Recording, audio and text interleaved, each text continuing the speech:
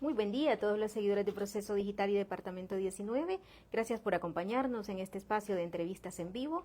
En este momento nos encontramos en nuestra sala de redacción con el máster Mario Palma. Él es economista del Foro Social de la Deuda Externa en Honduras. Bienvenido, Mario. Gracias por atender la invitación de Proceso Digital. Buenos días, muchas gracias a usted, a su audiencia, ¿verdad? Agradecemos como siempre estar aquí, ¿verdad? FOSDE siempre tiene las puertas abiertas, ¿verdad? Para compartir nuestro quehacer, nuestros análisis económicos, ¿verdad? Que buscan generar opiniones para construir una mejor sociedad, una mejor nación. Sí, y gracias, Mario. Bueno, hay muchos indicadores económicos relevantes, pero bueno, el tiempo es un poco escaso, entonces para concentrarnos en algunos, Mario, ¿cómo estamos en cuanto al tema de inversión extranjera, a lo que vamos de este año y cuáles son las proyecciones que tenemos para finalizar? Bien, fíjese que en temas de inversión extranjera directa, digamos que es un indicador de la actividad económica, de la confianza que tienen los inversionistas en el país, ¿verdad? Y eso afecta toda la dinámica de empleo y todo lo demás. Los indicadores no son distintos a los que tuvimos el año pasado. El año pasado cerramos con 1.076 millones de dólares en términos de inversión extranjera para este primer trimestre, porque los datos están en términos de trimestre en el Banco Central, ¿verdad? Es muy similar al del año pasado. Esperaríamos que el comportamiento sea similar para este año. Un dato que es relevante es que Honduras hoy en día, y bueno, y como ha sido durante varios años atrás, no es un destino apetecible en términos de inversión. Somos el penúltimo de la región, ¿verdad? Por ejemplo, si nosotros nos comparamos con Costa Rica o Panamá, Costa Rica es el que más recibe, seguido de Panamá, ¿verdad? Por cada $4 de inversión extranjera directa que recibe Costa Rica, nosotros recibimos uno, ¿verdad? Entonces eso nos tiene que llamar a la reflexión, ¿verdad? ¿Qué características tiene esa sociedad costarricense que nosotros podríamos tomar como una referencia? Sí, ¿y a qué se atribuye, Mario? Básicamente que no seamos tan atractivos en Bien, cuanto a inversión. fíjese que es interesante porque Honduras tiene un tema de una ubicación geográfica que le da una ventaja comparativa que nosotros llamamos en economía que es importante. Es decir, estamos muy cerca del mercado más importante en términos de dinámica económica, que es la sociedad norteamericana. En términos de consumo es muy importante, ¿verdad? No obstante a eso, hay algunas características que son relevantes, como por ejemplo temas de infraestructura, deficiencias en infraestructura, ¿verdad? Temas que tienen que ver con seguridad jurídica, seguridad ciudadana, ¿verdad? Temas que tienen que ver con corrupción, temas que tienen que ver con desafíos climáticos, ¿verdad? Cómo enfrentamos todo este tema de los incentivos tributarios, digamos, ese tema de la ley de justicia tributaria es un tema que está generando incertidumbre en términos de la economía. Por lo tanto, ese tema hay que zanjarlo, ese tema hay que tomar las decisiones que se tengan que tomar. El FOSDE ha hecho unas propuestas al respecto de eso, ¿verdad? Sabemos que hay que cambiar esa dinámica de las características tributarias que tiene el país, pero no son las principales las características tributarias. Hay que mejorar, como le decía, seguridad ciudadana, seguridad jurídica, estabilidad política, ¿verdad? Todos esos conceptos son importantes. El tema del suministro energético, por ejemplo, contar con un suministro energético que sea estable, que sea confiable, que sea costo eficiente, ¿verdad? Aprovechar todo ese potencial que tiene Honduras en términos de generación de energía eléctrica que es relevante. Mario, y obviamente la falta de inversión extranjera, en este caso, pero tanto extranjera como nacional, impacta en el tema del empleo en nuestro país.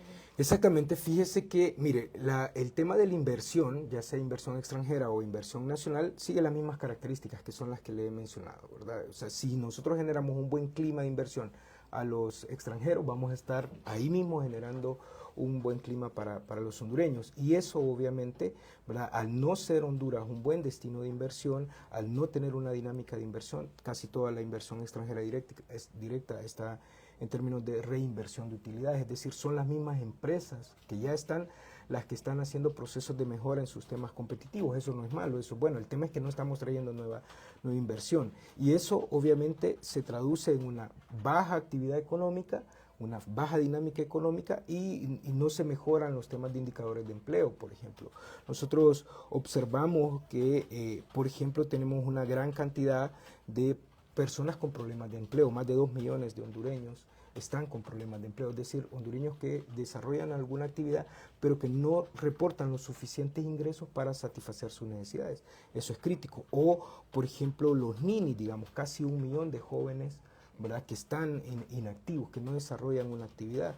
Y esto es importante. Prácticamente los datos nos dicen que el 30%, es decir, de cada 10 jóvenes, 3 están inactivos. Y el tema de la juventud es importante porque es una etapa muy activa de la vida. Y el 70% de esos ninis son mujeres, digamos. Entonces, no estamos generando las condiciones adecuadas como para que el dinamismo de la economía se traduzca en una mejora en el empleo, mejora en los ingresos, porque eso es importante.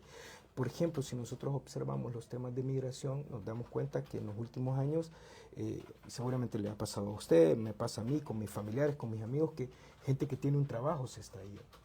Y usted dice, ¿pero cómo se puede ir?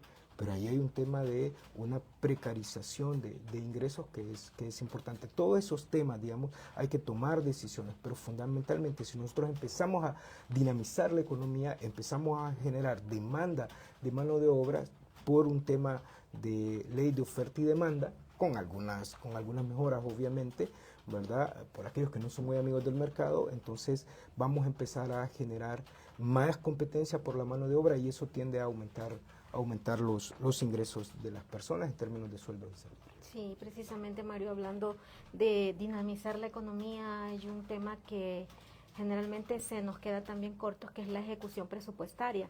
¿Qué comportamiento está teniendo este año la ejecución presupuestaria? ¿Hay algún cambio en la dinámica o seguimos igual que años anteriores? Fíjese que en los análisis que nosotros hemos hecho en FOSDE, ¿verdad?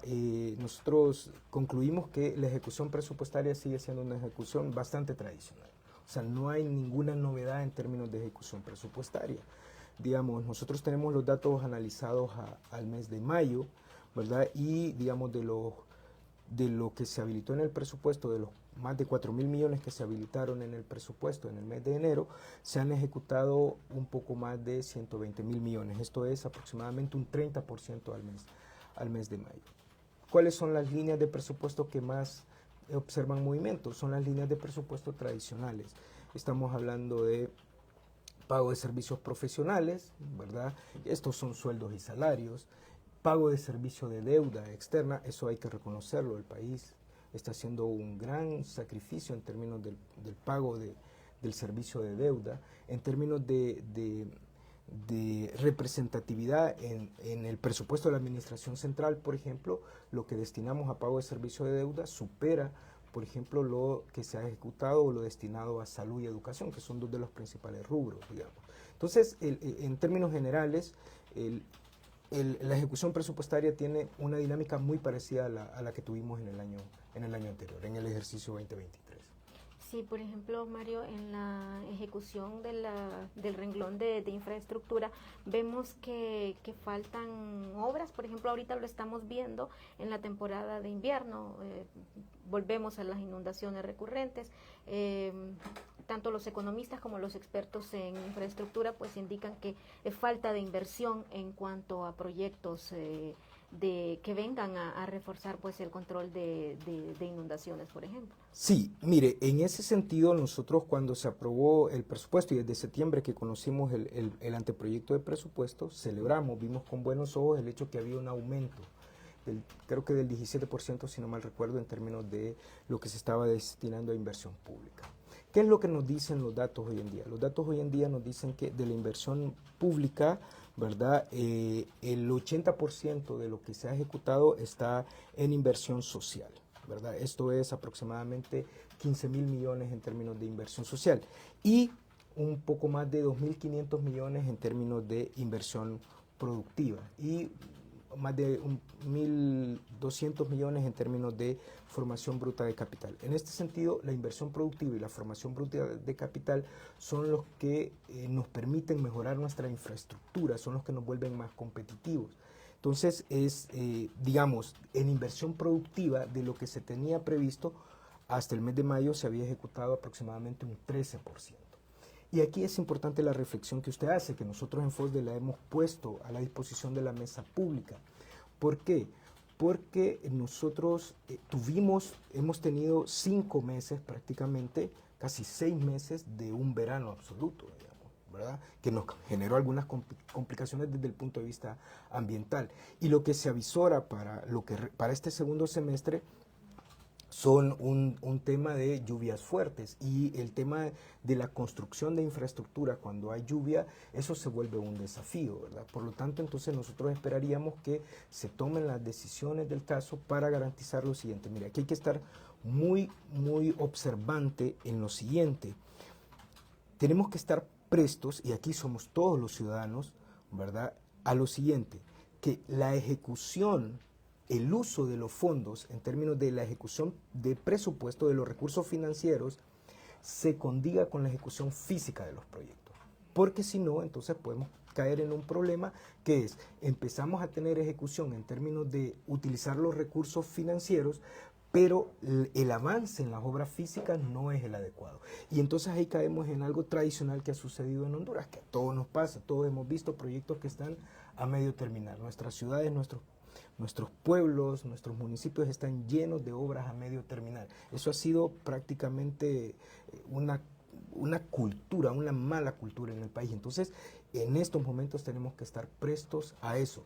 El otro tema también es que estamos ya prácticamente en una carrera política, ¿verdad? Entonces también hay que tener mucho cuidado en el sentido de evitar que estos recursos sean utilizados con temas con fines proselitistas, ¿verdad? Y que lo que haga es que se atiendan las necesidades que tiene la ciudadanía. En términos generales, ¿qué falta realmente para que haya una buena ejecución presupuestaria y que no estén al final del año haciendo los gastos para cubrir la ejecución?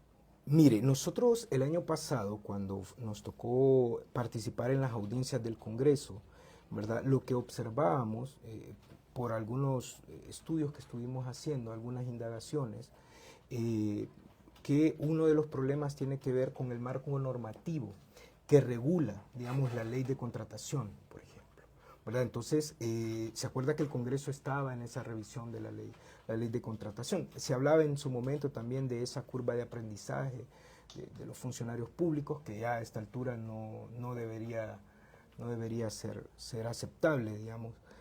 Pero sí, ¿qué fue lo que pasó con esta ley, ¿verdad?, de compras del Estado? Entonces, en ese momento, esa ley se convertía en como, vamos a decirlo así, en un cuello de botella, generaba cuellos de botella. El tema es que, por lo menos hasta donde nosotros tenemos información, no sé ustedes si tendrán información, esa situación sigue siendo la misma. Por eso es que cuando uno observa la ejecución del presupuesto es similar. Entonces, claro, alguien me puede decir a mí, no, pero la ejecución del presupuesto es de un 30%, 35%. Claro, pero es de un 35% en sueldos y salarios, digamos. Entonces, en sueldos y salarios yo puedo hacer una proyección lineal y no hay ningún problema. El desafío grande aquí está en invertir en las actividades productivas, ¿verdad? Ese es el gran desafío que enfrenta esta administración y que ha sido también uno de los desafíos que han enfrentado muchas administraciones en el país, ¿verdad? Esa inversión productiva es muy relevante. Estamos hablando ahí de carreteras, puentes, aeropuertos, puertos, estamos hablando de proyectos de riego, estamos hablando de toda esa infraestructura que por un lado nos vuelve más competitivos, pero también en cierta medida, que no es el objetivo principal, genera empleo, y eso sin duda alguna nos ayuda. Sí. Puntualizando, Mario, ¿cómo ven, después de todos los análisis que hacen en el FOSDE, que sabemos analizan todas las variantes económicas, cómo ven la proyección ya para final de año en términos generales en la economía hondureña, y si lo relacionamos también con la región?